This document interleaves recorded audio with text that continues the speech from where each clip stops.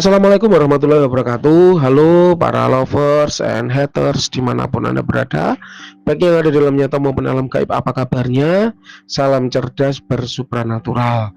Berjumpa kembali dengan Mbak Wira, Guru Besar Padepokan Sengkelat, Rajanya Azimat. Hari ini Jumat tanggal 7 April 2023 jam 22 malam, kita ada klien terawangan sebuah benda ya, klien nomor 1742, Mbak Wira ulangi, klien nomor 1742.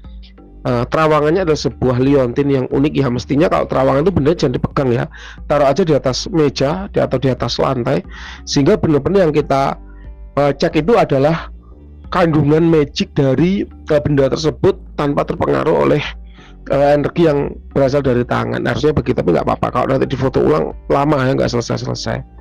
Nah, sebelum kita melakukan terawangan, Mbak Wira sampaikan dulu bahwa benda unik ini ya, Mbak Wira nggak tahu nih belinya di mana, harganya berapa, ataupun praktisi yang meritualkan siapa. Mbak Wira tidak tahu dan juga tidak diberitahu, dan juga tidak ingin mencari tahu, supaya hasil terawangan itu tetap objektif tanpa dipengaruhi oleh Mbak Wira segan akibat kenal dengan siapa pembuatnya. Yang kedua, Mbak Wira tidak jualan liontin, sehingga apapun hasil terawangannya itu adalah sesuai dengan kondisi foto benda yang dikirimkan ya, tanpa ada unsur yang menjatuhkan siapapun akibat persaingan usaha. Karena ingat, Mbak Wira tidak jualan liontin. Nah teman-teman semua, yang pertama kita akan menggunakan metode vibrasi energi ya. Kita akan menggunakan beberapa metode. Yang pertama adalah metode vibrasi energi.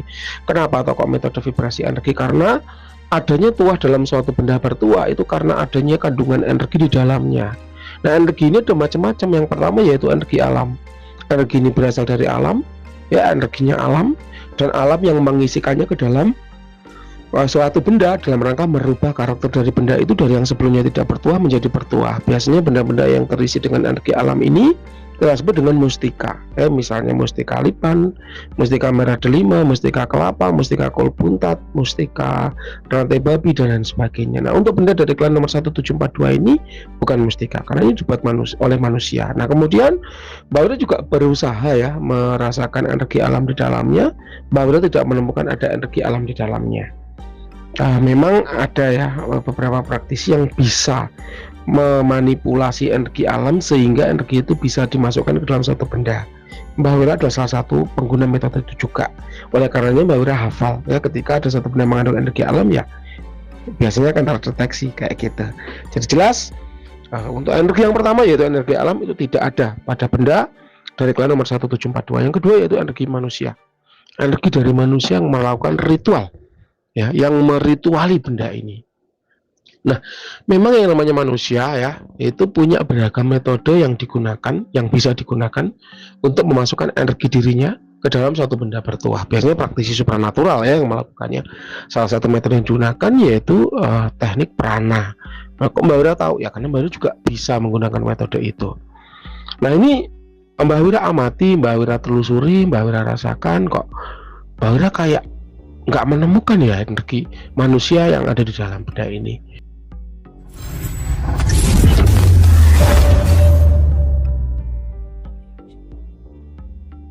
Jadi memang benda ini murni ya, mengandung khodam tanpa ada energi alam, tanpa energi manusia.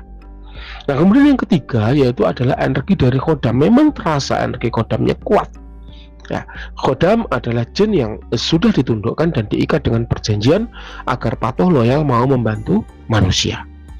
Beda khodam dengan jin ya, sama seperti bedanya istri dengan wanita. Ketika Anda berjalan di sebelah wanita, apakah wanita ini kemudian bisa disebut dengan istri Anda? Belum tentu.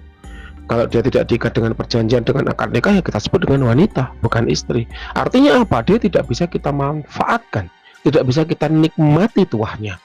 Nah, jin juga demikian. Kalau tidak diikat dengan perjanjian, ya namanya tetap jin. Kalau sudah diikat dengan perjanjian untuk patuh loyal membantu manusia, maka baru kita sebut dia dengan khodam. Nah, pada benda ini khodam. Mbak Wira merasakan ada energi khodam yang aktif, yang bagus, dan yang positif ya, ada di dalam benda ini. Kalau Mbak Wira skalakan energinya dari 1 sampai 100, kira-kira ada di level energi 88. Memang kuat. Ini kalau Mbak Wira rasakan dari karakter energi yang muncul, itu tuahnya lebih ke arah kewibawaan, ya. Jadi kewibawaan itu sama seperti ASEAN, ya. Namun bedanya adalah metode yang dia gunakan atau pendekatan yang dia gunakan berbeda. Kalau pengasihan itu membuat kita terlihat lucu, imut seperti anak-anak sehingga orang mudah senang sama kita. Kalau kewibawaan itu membuat kita terlihat jantan, dewasa, dan maco, berwibawa sehingga orang senang sama kita. Jadi sama-sama membuat senang, cuman metode atau pendekatannya berbeda. Kewibawaan, kemudian ada tuah kejayaan karir. Kejayaan karir itu kerejekian sebetulnya, kerejekian untuk karyawan. Nah, karyawan itu rezekinya datang dari mana? Dari karir yang berjaya atau karir yang baik. Ketika karirnya baik, maka gajinya baik. Ketika gajinya baik, bagi rezekinya juga baik. Nah itu. Nah, jadi arahnya ke kewibawaan untuk mendukung tuah kerejekian untuk karyawan. Nah, ini kan kita sudah dapat nih energinya ya. Nah, kita perlu mengupas lebih dalam energi itu seperti apa, datang dari makhluk yang seperti apa. Maka kita gunakan metode yang lain, namanya metode visualisasi, yaitu satu metode yang digunakan untuk menangkap tanda visual atau tanda-tanda kehadiran suatu entitas dalam benda bertuah. Mbak Wira mendapat penglihatan ya, mendapat sosok, yaitu sosok kakek-kakek berbaju abu-abu atau putih gading gitu loh ya, abu-abu kayak abu-abu putih tapi gelap kayak gitu. Ingat, ketika kita ngomongin visual, ngomongin penampakan, berarti bukan kita bicara wujud atau bentuk, melainkan kita bicara manifestasi atau penggambaran dari karakter energinya. Kenapa kok demikian? Karena teman-teman ingat bahwa kodam adalah jin yang sudah ditundukkan. Namanya jin adalah makhluk ciptaan Tuhan yang terbuat dari nyala api, yang dia punya kemampuan untuk berubah wujud, berubah bentuk menjadi apapun yang dia kehendaki. Oleh karenanya menjadi lucu apabila praktisi supranatural itu ayal-ayalan masalah wujudnya kodam. Mbak, kok katanya si praktisi bentuknya macan, kok kata Mbah Wira bentuknya kakek tua, yang bener yang mana? Ya macan, kakek tua itu penggambaran. Ya wujud jin itu ya seperti manusia. Memang kadang unik ya, seperti tipis sekali, kalau nggak gitu kurus sekali, kalau nggak gitu tinggi sekali, kalau gitu besar sekali, kalau gitu kecil sekali. Namanya jin itu seperti itu bentuknya. Namun karakter dan energi itu bisa digambarkan menjadi macan ya, berarti dia punya tuah proteksi kewibawaan. Naga, ya, naga itu kan singa ya, ular kepala singa ya, berarti dia punya tuah penundukan, kadang kerejekiannya kuat kalau naga gitu. Jadi jangan kaku-kaku berbicara bentuk. Kita tidak ayal-ayalan masalah wujud ya, melainkan apa yang Mbak Wira sampaikan secara visual itu adalah ilustrasi